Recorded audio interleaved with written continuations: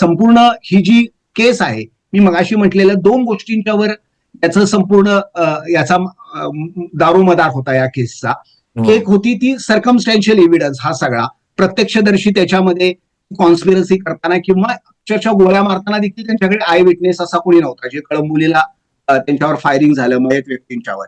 तर ही संपूर्ण जी केस होती ती त्या अप्रुव्हल, जो मगाशी आपण त्याला त्या पारस जैन साक्षीदार, हा तो साक्षीदार, माफीचा साक्षीदार त्याच्या साक्षीवर ही संपूर्ण केस अवलंबून होती. म्हणजे प्रॉसिक्युशनची केस ही संपूर्णपणे त्याच्या साक्षी पुराव्यावर अवलंबून होती. आणि त्याचा साक्षी पुरावा, मी जे जर हे सगळं जजमेंट पावलं, त्याचा संपूर्ण साक्षी आणि त्याची जी पुरावे आहेत, त्याची जी जबानी आहे, ती कोर्टाने अत्यंत विसंगती, परस्पर दावे आणि अनरिलायबल, अगदी त्याच्या अटकेपासून त्याला त्याची राकेश मारे यांनी केलेली अटक, इथून पासून कोर्टाने संशय आणि प्रश्नचिन्ह उभा केलेले आहेत. त्यामुळं कोर्टाचं असं म्हणणं आहे की एकदा त्याचा एव्हिडन्स काढला की बाकीचा जो काही प्रॉसिक्युशन एव्हिडन्स या प्रकरणामध्ये कोर्टासमोर ठेवला, तो अत्यंत त्रोटक आणि अत्यंत अनरिलायबल आहे की ज्याच्यात 302 सारख्या प्रकरणामध्ये शिक्षा द्यावी. त्यामुळे कोर्टानं अभियोग पक्षाचा साक्षी पुरावा वजा माफीच्या साक्षीदाराचा पुरावा इक्वल टू 0 असं साधारण प्रमेय किंवा असं गृहीतक मांडलेलं आहे. आता हे पूर्ण जजमेंट तुम्ही वाचलंय, तो हा जो माफीचा साक्षीदार आहे, राईट, याच्या साक्षी मधल्या ज्या विसंगती तुम्हाला लक्षात आल्या, ज्या जजमेंटमध्ये मेन्शन केलेल्या, जेवढ्या तुम्हाला आता आठवत आहेत तेवढ्या मला सांगा. अगदी राकेश मारे यांनी त्याला केलेल्या अटकेपासून. Yes yes. हा पारसमल ताराचंद बदेला. आता याच्या जजमेंटकडे जाण्याच्या अगोदर राहुलने एका गंभीर विषयाकडे तुमचं एक लक्ष वेधू इच्छितो. त्या एकूण प्रकरणाने पोलीस यंत्रणा कशा पद्धतीने तपास करते आहे, ते अशा हाय प्रोफाईल केसेसमध्ये म्हणजे त्या पवन निंबाळकरांच्या मुलांनी ते सुप्रीम कोर्ट पर्यंत नेलं, अदरवाईज देखील ते कन्सिस्टंटली ते फॉलो करत होते असं माध्यमाच्या बातम्यांच्यावरून दिसतं. ह्या प्रकरणामध्ये जर पोलीस इतक्या लिथार्जिकपणे, हे जबाबदारीने बोलतो राहुल मी, इतक्या लिथार्जिकपणे जर तपास करत असतील, अशा प्रकारचे एव्हिडन्स आणत असतील, तर मग कायद्याचं राज्य आणि ते कायद्याच्या राज्याचे हे रक्षक, हे सगळं आपल्याला एका सामान्य नागरिकांना हे अत्यंत गंभीर आणि अत्यंत चिंतनशील होणारच आहे. मी काही गोष्टींच्याकडे राहुल, या प्रकरणाचा न्याय निर्णय काय असाल तो जाऊ दे, पण असं असतं की पोलिसांनी तपास काय केला, हे मला एक कायद्याचा विद्यार्थी म्हणून ते जास्त महत्वाचं आहे. एखाद्या वेळेला मी जसं मगाशी म्हटलो, एखादे न्यायाधीश अत्यंत चांगला पुरावा येऊन देखील काहीतरी एखादा तांत्रिक मुद्दा काढून त्याच्यात निर्दोष करणारे माझे काही म्हणजे मी पाहिलेले आहेत. त्यामुळे मी दरवेळेला पोलिसांच्या तपासाला मी एकाच ब्रशनी बघून असं नाही, पण अशा प्रकरणामध्ये अशा पद्धतीचा तपास तुम्हाला काही, मी यातली मला उदाहरणं सांगा की तुम्हाला या प्रकरणात पोलिसांचा तपास कसा. मला ते मगाशी मी तेच जेव्हा वाचत होतो त्याच हे थोडंसं मला पाठीमागे जावं लागेल. हा, हरकत नाही. येस. प्रेक्षकांच्या हे लक्षात येत असेल की सन्माननीय न्यायाधीश भाटे सर हे प्रत्येक गोष्ट तांत्रिक दृष्ट्या कायद्याच्या चौकटीतनं, आणि एक न्यायाधीश म्हणून त्यांनी जे डायसवरून बघितलं, पेज नंबर पॅरा नंबर 150च्या आसपास. हा, सो इथं असं दिसतंय की पेज नंबर 305 ज्याच्याबद्दल राहुल, पेज नंबर तुम्ही साधारण 150च्या अगोदर थोडेफार जावा, म्हणजे आपल्याला ह्यातलं गांभीर्य आणि ज्या पद्धतीनं तपास झालेला आहे आणि हा अप्रुव्हर जो निवडला, म्हणजे न्याय प्रक्रियेला अप्रुव्हर ही संकल्पना मान्य नाही का आहे. काही वेळेला थेट साक्षी पुरावे मिळत नाही, त्यामुळे अप्रुव्हर करावा लागतो, ही वस्तुस्थिती आहे. पण ते कुणाला करावं आणि कशा पद्धतीनं त्याला कोर्टासमोर सादर करावं, त्याचं काही तारतम्य पोलीस, आणि मी केवळ पोलीस म्हणत नाहीत, त्याचे जे सरकारी वकील असतात त्यांचीही तितकी जबाबदारी असते. जी स्ट्रॅटेजी घेतलेली पाहिजे, ज्या पद्धतीनं त्याला सादर केलं कोर्टात, हे काय पोलिसांचं काम नाही, हे सरकारी वकिलांचं काम आहे. ते सगळेच, म्हणजे सीबीआय सारख्या संस्थेचे जे रिप्रेझेंट करतात ते वकील कसं करतात हे. तुमच्या मते या जजमेंटमध्ये जे लूफहोल्स आहेत ते बेसिकली पोलीस तपासात आहे. सकृत दर्शनी मी जे मी पाहिलं त्याच्यामध्ये अप्रुव्हरचा जो एव्हिडन्स आहे तो कोर्टाने कोणत्याही मुद्द्यावर त्याला त्यांनी रिलायबल समजलं नाही.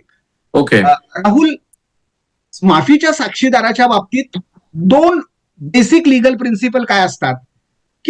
तो तो कोर्टाला विश्वसनीय वाटला पाहिजे.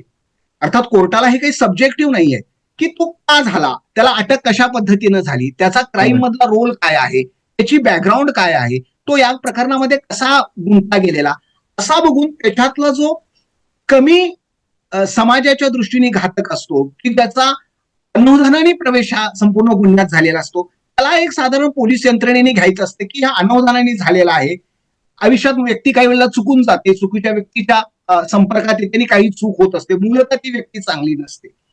आणि दुसरं एक न्यायिक तत्व हे माफीच्या साक्षीदारांच्या बाबतीत असं आहे की त्यानं म्हणजे त्याची क्रेडिटेबिलिटी आणि त्याने दिलेले साक्षी पुराव्याला काही कोरोबरेशन मिळतं का, त्याला काही म्हणजे सपोर्टिव्ह डॉक्युमेंट, सपोर्टिव्ह एव्हिडन्स मिळतं का, या दोन प्रिन्सिपलवर त्याचे साक्षी पुरावे बघायचे असतात.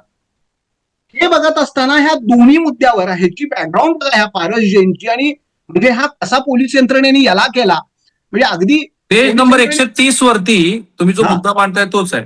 हा appreciation of evidence of approver, 130 page number. The law on appreciation of evidence of an approver is settled. Yes, An approver is an accomplice. He is a participant crimes. Yes, When he agrees to be an approver and testify against other accused, he becomes a prosecution witness. Yes, The evidence of an accomplice therefore requires to be accepted with a great deal of caution and scrutiny because आता पुढे सांगा sir. Yes, page number 131.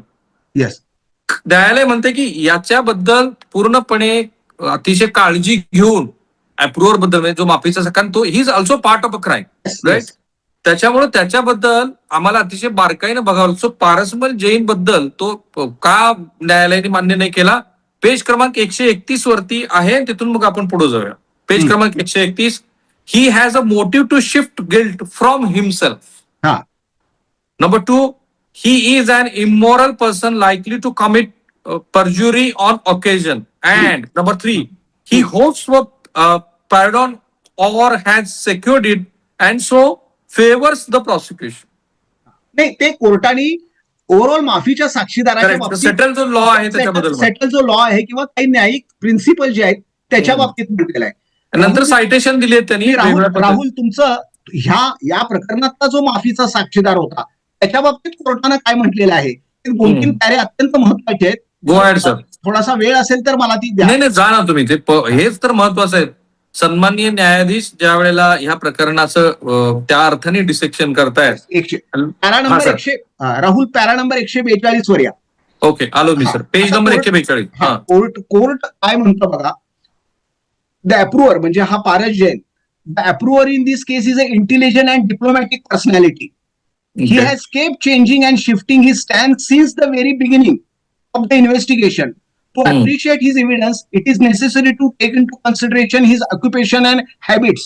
म्हणजे मी कोर्टानं म्हटलं ना की कोर्टाने त्या व्यक्तीची बॅकग्राऊंड बघायचं असतो. माफीचा साक्षीदार म्हणजे मला पश्चात बुद्धी झाली, मी सगळे क्राईम करून करून आता मी वारीला जातो असा म्हणणारा तो असू नये. मी मगाशी जसं म्हटलं की काही जीवनाच्या एका टप्प्यावर माझ्याकडनं चूक झाली, पण मी चूक झालेली आहे पण मी चुकीची व्यक्ती नाही आहे, हे कोर्टाला त्यांना केलं पाहिजे. अभियोजन पक्षांना देखील सांगितलं पाहिजे की ही व्यक्ती चुकलेली आहे पण व्यक्ती चुकीची नाहीये.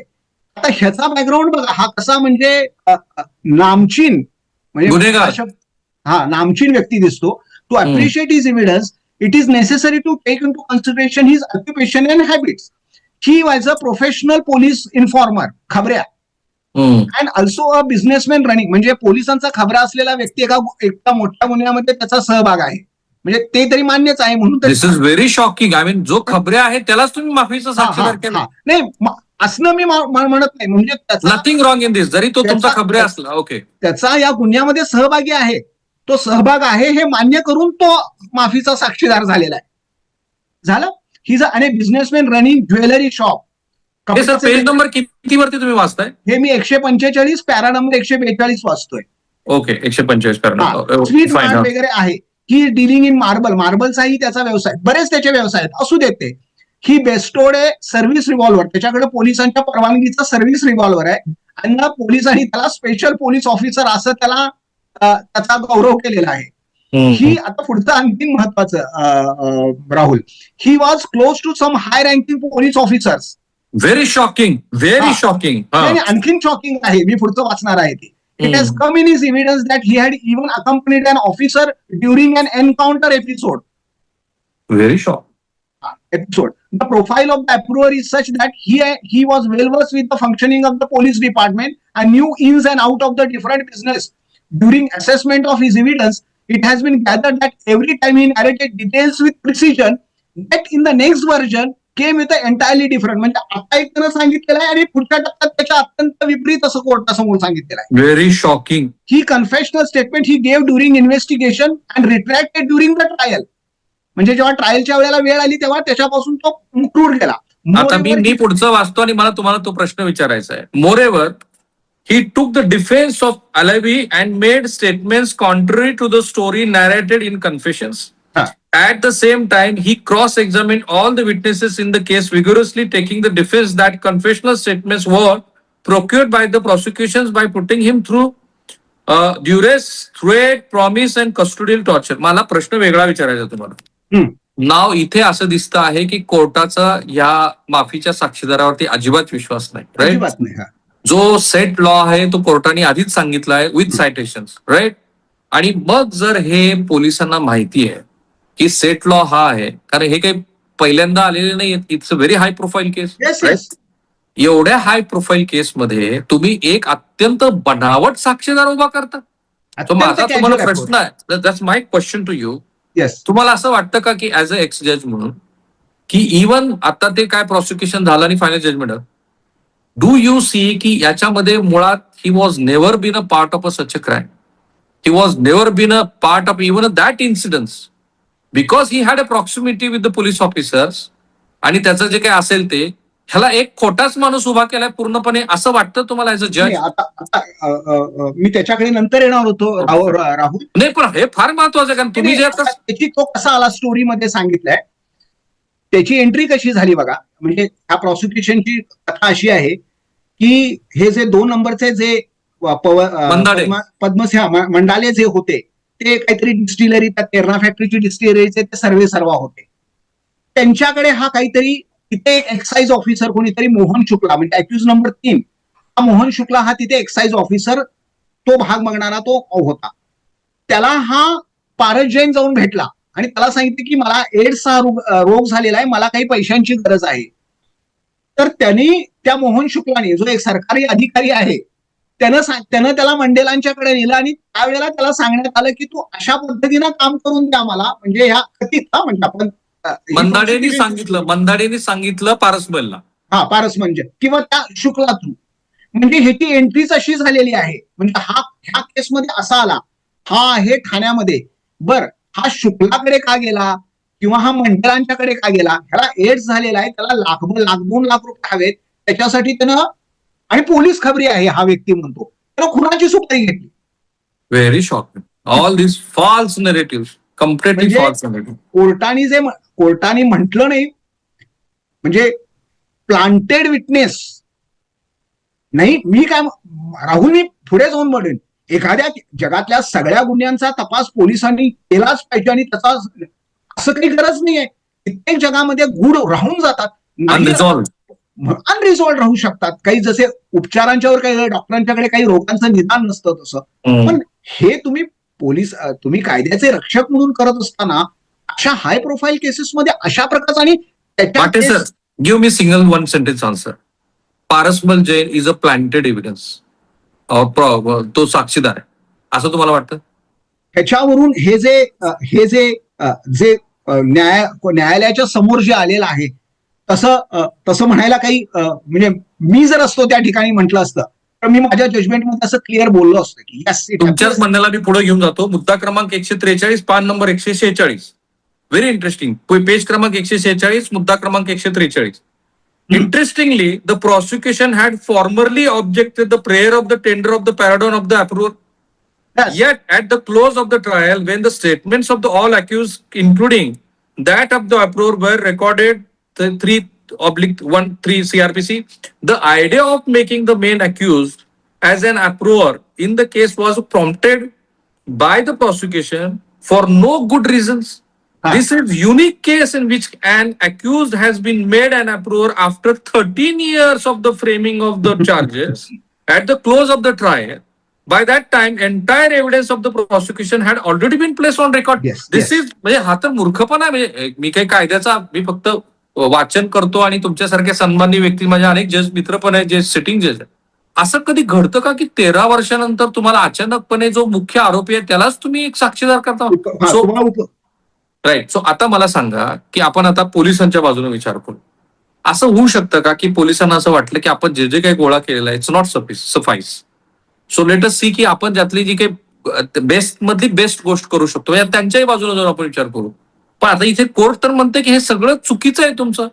हे कळू नये सीबीआय सारख्या प्रीमियर इन्स्टिट्यूटला. What is your take on this? नाही, कसं आहे की मी मगाशी जसं म्हटलं की प्रत्येक प्रकरणामध्ये सर्व साक्षी पुरावे येतात असं नाही. अशा प्रकारच्या जिथं प्रत्यक्षदर्शी विटनेस नाही आहे अशा प्रकरणामध्ये त्यांना अप्रुव्हरची मदत घेणं गरजेचं होतं का? हो, 100%. तुम्ही आणि मी जरी त्यांच्या ठिकाणी असतो तरी तेच केलं असतं.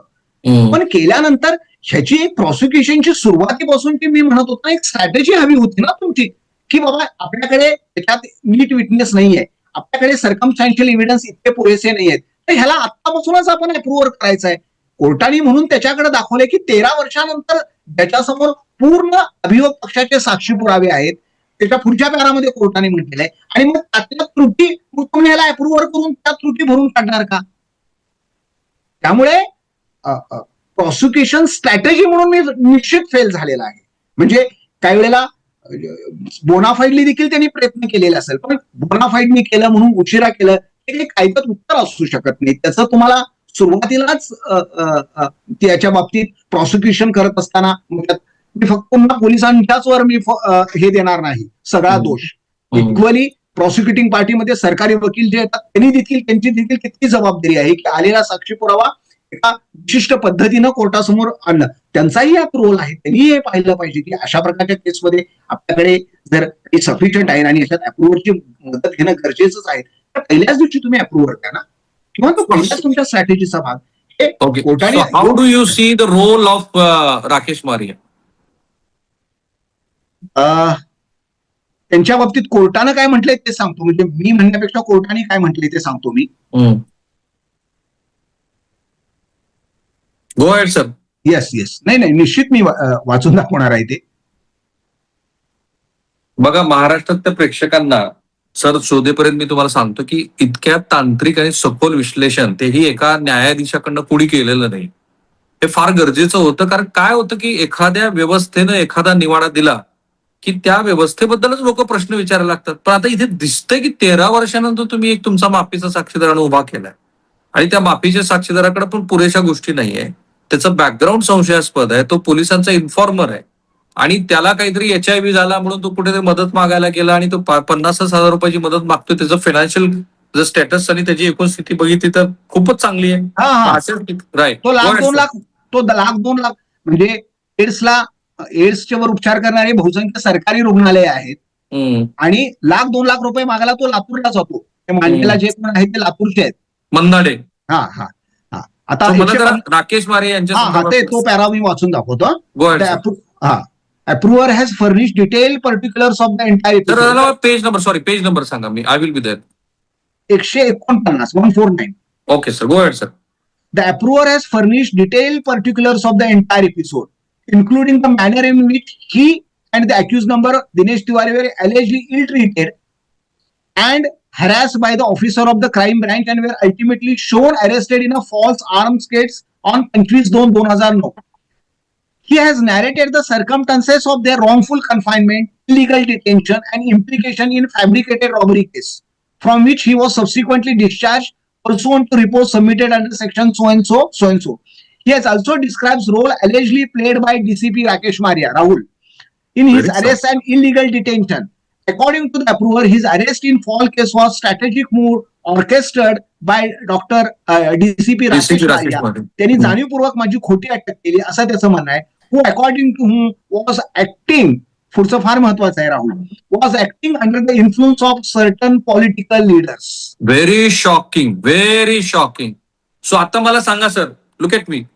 राकेश मारे यांनी ह्या सगळ्या प्रकरणामध्ये कुणाच्या तरी दबावामध्ये येऊन काम केलं असा त्या जजमेंट मधल्या ह्या पॅराचा उल्लेख आहे, अर्थ काढायचा ते आहेच ते, म्हणजे अगदी सूर्यप्रकाश आहे, स्पष्ट आहे ते, म्हणजे अर्थ काढायचा नाही तो, आणि तोच अर्थ निघतो त्याचा. काय धक्कादायक आहे सगळं. 370 पानाचं जजमेंट वाचल्यानंतर आपल्या देशात काय चाललंय असाच प्रश्न पडावा अशी स्थिती.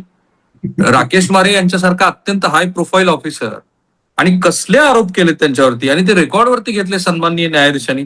पण पुढे सन्माननीय न्यायाधीश राकेश मारे यांच्याबद्दल काही बोलतायत का? म्हणजे हा तर दिसलं मला. According to the approver, his arrest is the false case by a strategic move orchestrated by the DCP Rakesh Maria, who, according to him, was acting under the influence of the certain powerful political leaders. The approver further stated in his cross-examination that the police seized torturing him and accused number 5 only after they confessed to the involvement in the present case. Very shocking. म्हणजे पोलिसांनी त्यांना हाणून मारून या केस मधली त्यांची involvement कबूल करायला लावली, असा त्याचा अर्थ झाला. आणि मग त्यानंतर मी माफीचा साक्षीदार झालो. याचा अर्थ मग मी आधी तुम्हाला प्रश्न विचारला तोच बरोबर आहे की ही was never been a part of such a incident or such a crime. त्याला त्याच्यात आणलं गेलं कारण ते हाय प्रोफाईल केस होती. तुमच्या माहितीसाठी सांगतो मी, राईट. आता याच्यातले सगळेच पदर उघडे करायचे आहेत. श्री पवनराजे निंबाळकर यांचा खून झाल्यानंतर मी पहिला रिपोर्टर होता की ज्यांनी त्यांना फोन केला, because I had a very good proximity with all this politicians, कारण मी त्याच जिल्ह्यातला. त्याच्यानंतर डीसीपी कांबळे नावाच्या अधिकाऱ्यांनी मला फोन केला की तुम्ही कोण आहात. आय टोल्ड हिम की I am a reporter so and so. मला हे माहिती होतं की सभागृहाच्या आत आणि सभागृहाच्या बाहेर पण खूप सारे आरोप प्रत्यारोप सुरू होते, कारण त्यावेळेला श्री जयंत पाटील हे राज्याचे गृहमंत्री होते. दिल्लीमधला एक मोठा काँग्रेसचा नेता, I don't want to name him because his name is not mention in this list, most probably की दिल्लीतला कुणीतरी एक नेता काँग्रेसचा या सगळ्या प्रकरणाला कदाचित इन्फ्लुएन्स करत होता. तो नेता देशाच्या बाहेर होता, पण तो नेता फोन करून ते विचारत होता की ह्या प्रकरणाचा तपास कुठपर्यंत, राईट. बरं, असं आहे सर की ह्या सगळ्या प्रकरणामध्ये इन्व्हॉल्व्ह कोण आहे बघा. आपल्या देशाचे आपल्या राज्याचे माजी गृहमंत्री Padamsinh Patil. Padamsinh Patil he was a very very highly influence politician. त्यांच्याकडे ऊर्जा विभाग आहे, त्यांच्याकडे जलसिंचन विभाग आहे, त्यांच्याकडे होम मिनिस्ट्री आहे, राईट. अशा व्यक्तीच्या संदर्भामध्ये ज्या वेळेला असे आरोप होतात आणि त्यावेळेला पोलीस असं वागतात, आता हे सगळं ह्या जजमेंट नंतर सगळं बाहेर येतं आहे, याचा अर्थ असा की ते कोण पॉलिटिशियन होते. खऱ्या प्रश्नाचे उत्तर आता इथे आहेत. म्हणजे जर ओमराजे निंबाळकर यांना असं वाटत असेल की आपल्या वडिलांना न्याय मिळाला नाही, तर त्यांच्या भावना मी समजू शकतो. त्यांच्या वडिलांना न्याय मिळालाच नाही, कारण हे सगळे लोक तिसरंच काम करत बसले. ज्यांचा खून झाला आहे त्यांना त्या खुन्यांना शोधण्याच्या ऐवजी अकॉर्डिंग टू द जजमेंट काहीतरी तिसरंच चाललेलं आहे. कोणाचा कुणीतरी राजकीय फायद्यासाठी घेतोय. मग ह्याच्यातले जे दोन्ही लोक आहेत, म्हणजे एकतर ओमराजेंना असं वाटणं साहजिक आहे की मला न्याय नाही मिळाला.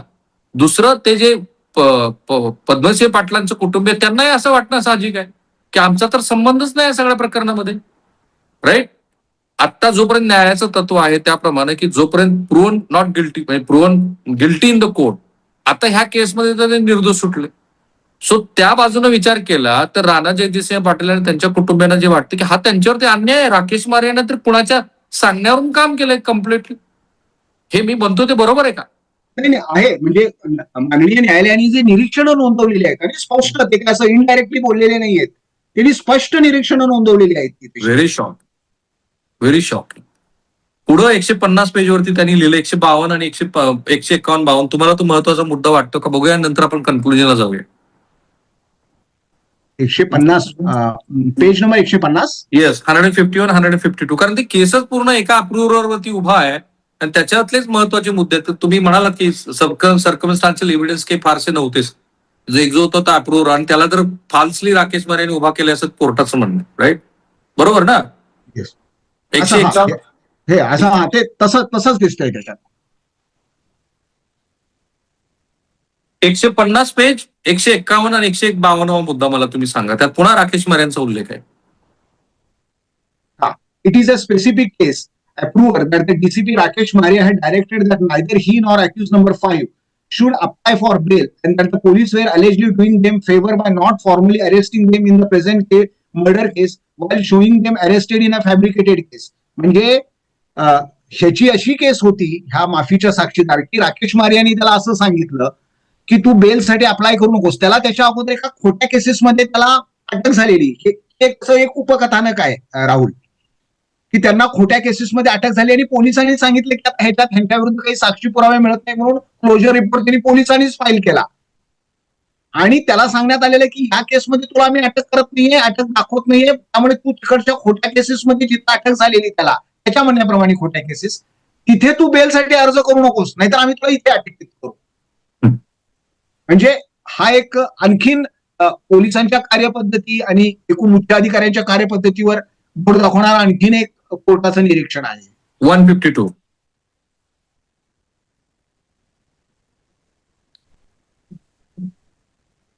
काय इथे क्राईम ब्रँचचा उल्लेख आहे पुन्हा. Crime branch 150 page number 152 point. Yes. From the evidence discussed above, it emerges that No, sir. 150 page number 152 point. The particulars narrated by the approver in the cross examination have been not specifically refuted by the prosecution, although they have been not been positively endorsed either. म्हणजे ह्या ज्या अप्रुव्हरनी गोष्टी सांगितल्या आतापर्यंत आपण ज्या चर्चा केल्या त्याला क्रॉस एक्झामिन करणं, त्यानं पोलिसांच्या विरुद्ध ज्या गोष्टी सांगितल्या त्याच्यावर क्रॉस एक्झामिन करणं सरकारी वकिलांना किंवा सीबीआयच्या वकिलांना. त्याच्यात सर पुढचा मुद्दा फार इंटरेस्टिंग आहे. तुम्ही वाचला तर तुमच्या लक्षात येईल. पुढे तर फारच इंटरेस्टिंग लिहिले कोर्ट. फ्रॉम द एव्हिडन्स आम्ही तिथूनच मगाशी वाचत होतो. From the evidence discuss about it emerges that the approver was taken in to custody by the crime branch Mumbai on 8/10/2009 was allegedly detained unlawfully without registration of any offense until 25/2/2009. 25/2/2000 पर्यंत त्यांची अटक दाखवण्यात आली नव्हती. And was thereafter shown arrested in 3 different cases, 2 of which culminated in discharge under section 169 of the Code of Criminal Procedure, while in the third case he has been acquitted along with. म्हणजे त्या तिन्ही खोट्या cases मधल्या 2 पोलिसांनीच बंद केले आणि एकामध्ये त्याची निर्दोष मुक्तता झाली. आता मला प्रश्न असा विचारायचा आहे की ज्या अर्थी पोलिसांनी 2 खोट्या केसेस मधनं त्याची मुक्तता केली, हे क्विड प्रो को नाहीये का? तुला 2 केसेस मधनं मी सोडवतो, तू ह्या केसमध्ये आमच्यासाठी अप्रुव्हर हो, असं जर म्हणजे त्यामुळे एकूण कोर्टाने त्याच्या एव्हिडन्सचं मूल्यमापन करत असताना या सगळ्या गोष्टीचा प्रभाव कोर्टाच्या निर्णय प्रक्रियेवर झालेलाच आहे ना, की ही त्याची बॅकग्राऊंड. मी मगाशी जे तुम्हाला म्हटलं, अप्रुव्हर कुणाला करायचं, अप्रुव्हर करताना कोणत्या क्रेडिटेबिलिटीच्या, कोणत्या अँटीसिडेंट असलेला, त्याचा पूर्ण इतिहास काय, हे सगळं न्यायाधीश बघणार ना. तुम्ही एखाद्याला कुणालाही रस्त्यावरच्या टॉम अँड हरीला अप्रुव्हर केलं तर कोर्ट त्याला ऍक्सेप्ट करत नाही ना. आता पुढचा एक मुद्दा मी बोलतो आणि मग आपण थांबूया. 153 क्रमांक आहे. एपीआय प्रवीण भगत, तो जो विटनेस आहे 93, was attached to DCB CID unit Kurla. He depose that on 25/2/2009 at about 4 PM he received information from API Vadwale that the approver was to receive a weapon illegally from the person arriving from the Uttar Pradesh at the Dharavi. Acting upon this information, he along with API Vadwale PSI Satwade so and so laid a trap on Mahim Dharavi Road and apprehended the approver and accused number 5 Dinesh Tiwari in possession of country-made pistol and cartridges. Consequently, crime register number so and so, according to him, disclosed made by the accuser. He made inquiry in the Colombo police station regarding the crime bench. The evidence of PI Praveen Bhagat is cryptic in nature. 154. The evidence of the PI Praveen Bhagat is cryptic in nature. He has not deposed about any disclosure allegedly made by the accused regarding the present offense while in police custody during the cross exam. मला मुद्दा एवढाच म्हणायचा आहे की याच्यामध्ये जे काही तपास करणारे अधिकारी होते प्रत्येकावरती कोर्टाने प्रश्नचिन्ह उपस्थित केले. वास्तविकता प्रवीण भगत यांनी त्याला पकडलं असं म्हणतात.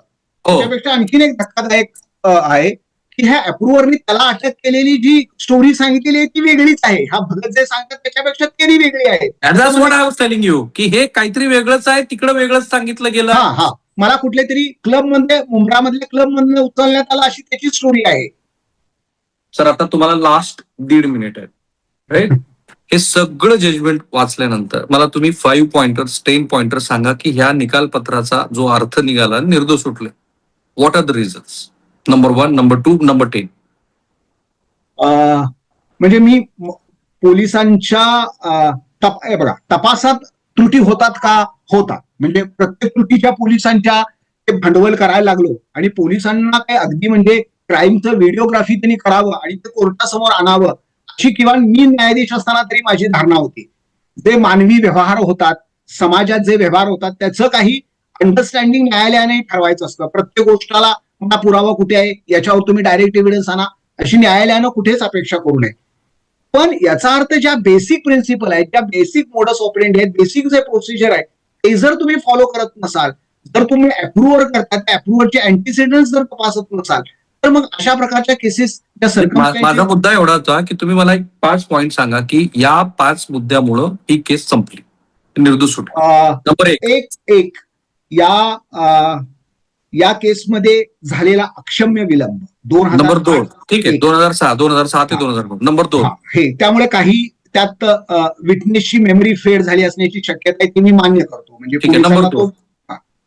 दुसरी गोष्ट जी आहे ती दुसरी जी गोष्ट आहे ती त्याच्यामध्ये अप्रुव्हरची जी निवड झाली आणि ज्या स्टेजला अप्रुव्हर करण्यात आला तो lack of A clear lack of A prosecution strategy हे असं मला दिसतं.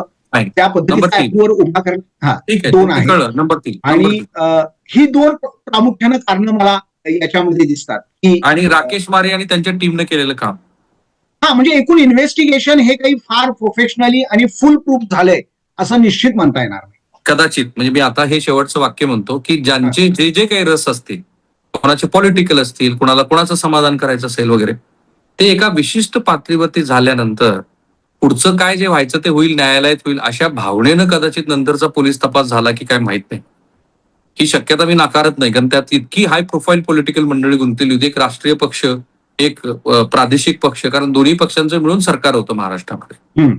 त्याची खरी तर कहाणी मला कधीतरी वेगळीपणे सांगता येईल अशी इथपर्यंत आता माझ्याकडे ती माहिती आहे. आणि महाराष्ट्रात ज्या ज्या पत्रकारांनी या संदर्भात काम केलं त्यांच्याकडे पण आहे.